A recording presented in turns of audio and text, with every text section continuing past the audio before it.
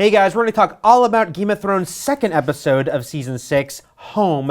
Major spoilers, huge spoilers. If you're still watching this, all right, you've done it. Because I'm bursting in excitement about this. Yeah, so they've been warned.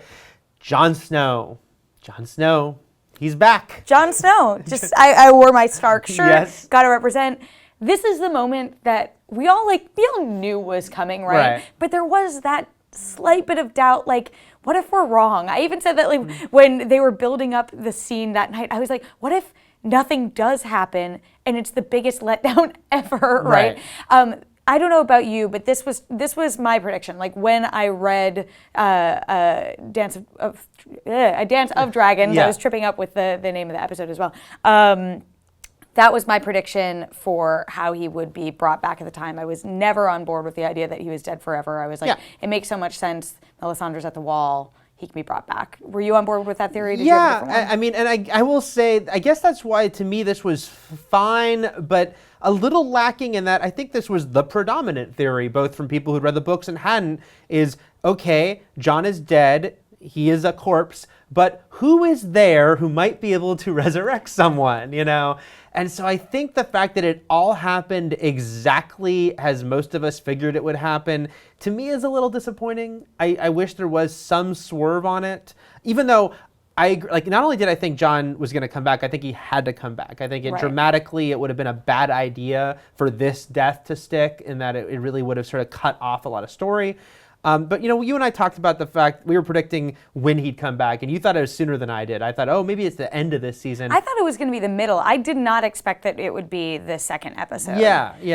Which has me excited, but I want to touch upon your point for a second. I have two thoughts about how they handled it. First and foremost, I thought, like, as great as Davos's pep talk was, I thought it was the easiest way to get around to the point where Melisandre is forced to bring him back. I thought they would build that up a little bit more.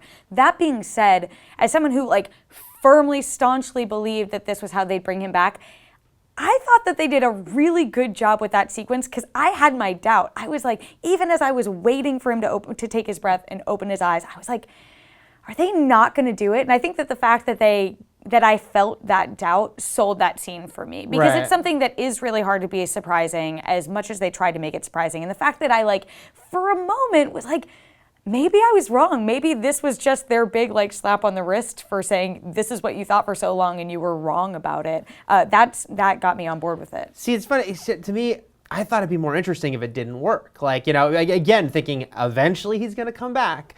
But I thought, okay, this won't work. And maybe as they did all the close-ups on the direwolf, I kept thinking there'll be some setup for his return here, but it will not work. So him opening his eyes, I don't know. To me, it was a little, on a show that is not usually like, oh, you can predict what's going to happen. It's kind of like, yep, that's kind of what we thought was going to happen. Wasn't bad to me, but I thought I wish there was something a little more interesting to it. And I do think they should have held off longer and sort of seen what goes on without Jon there, for a while longer, and maybe use his return as a bigger surprise in an episode than the way it played out. Because, I mean, some of this is a little outside the show. It's not the show's fault that, the fact that for a year now it's just been speculation, and everyone... Of which we are super guilty of. And everyone, which we are also part of, is asking everyone involved in the show about it, you know? That is not the show itself, right? So part of that is kind of like a problem that just exists in the world the show exists, airs in. I sort of felt that way too for a while. I mean, beyond the show dealing with it for a year, it's been 5 years since A Dance with Dragons came out. And because of that, I always sort of had the concern that it was going to be a letdown no matter what. If they bring him back the way we all guessed, is that a letdown? If he doesn't come back, that's a letdown.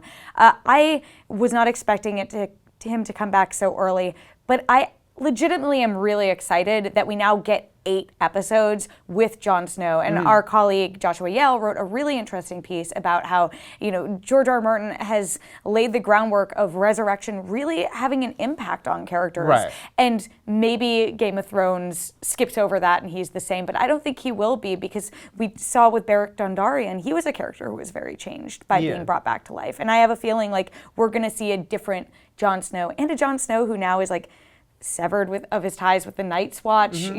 We might find out who his parents are in the near future, which could be its whole big storyline on Yep. its own. I'm really excited to see what they do next with him. I think it should be, and I think it will be, that he's different, right? He can't just be like, okay, I'm back, guys. Yeah. You know, same, cool. same old Jon Snow. There has to be I think, and like Terri said, Joshua wrote this interesting piece that used some quotes from Martin about his thoughts on, it has to affect you, right? It has to be, there's a change to him. So I think it will be interesting to see, because Jon Snow is sort of the paragon of virtue on this show, and a show that doesn't have traditional heroes or they've died like Ned.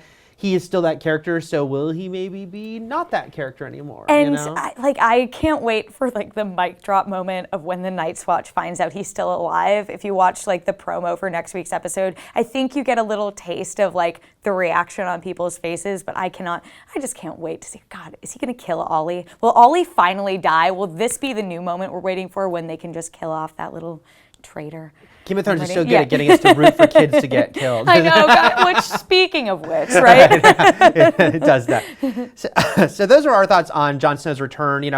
I wish it had been handled a little differently. I was pretty happy with it. Terri's pretty happy with it. What did you think? Let us know in the comments. But also, what do you think going forward now? Will it be business as usual for Jon, with a few new stab wounds, or how changed might he be going forward?